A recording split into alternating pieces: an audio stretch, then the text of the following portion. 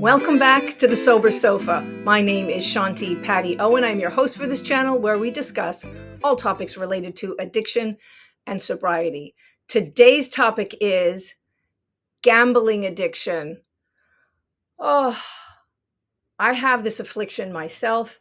And the first thing I want to tell everyone is that 40% of all those who identify as a gambling addict have either attempted suicide or have succeeded. Those are staggering numbers. And I can attest myself, because I attend several 12-step programs for other addictions, that I have never, ever heard so many people in a room discuss suicide. It's terrifying, and it should terrify you. Before I get into the destructive qualities about gambling addictions, I want to talk to you about the appeal of gambling. Look how many movies have been created around the backdrop of gambling. Gambling is seductive, it is exciting, and it's dangerous. It's dangerous in the positive aspect of it's titillating, but it's also dangerous in regard to the destruction. I was in my early to mid 20s. I got involved in what was called the airplane game.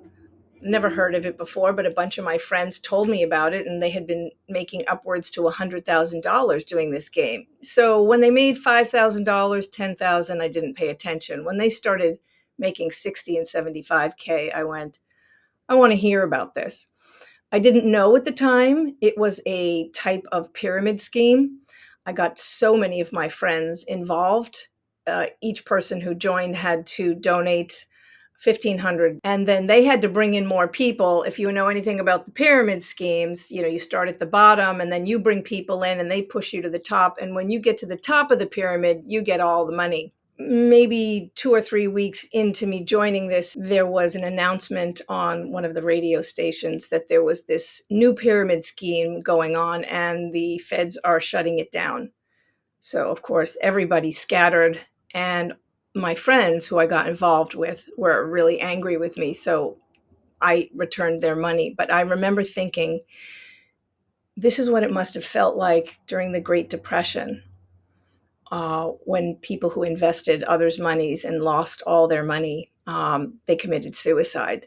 So that's just a little glimpse into how gambling addiction can occur. You don't need to frequent the casinos, play the slots, blackjack online to be considered a gambler. You could be someone who invests in risky prospects for business, and you say, well, but it's my business. And yet, even though you've been told it's a very risky prospect, you do it anyway, and you've lost hundreds of thousands of dollars.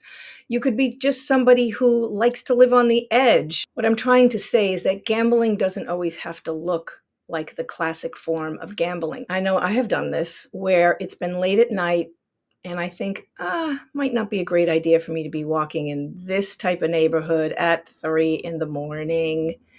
And sure enough, thank God I was an athlete at the time. I was young. I was in my early 20s, and I outran these two guys.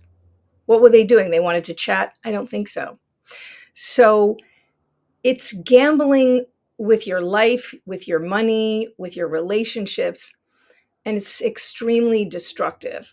So if you would like more information about gambling addiction, please reach out to me at sobersofa@gmail.com. I'm very happy to answer any of your questions and to give you some guidance into programs that can help you with this.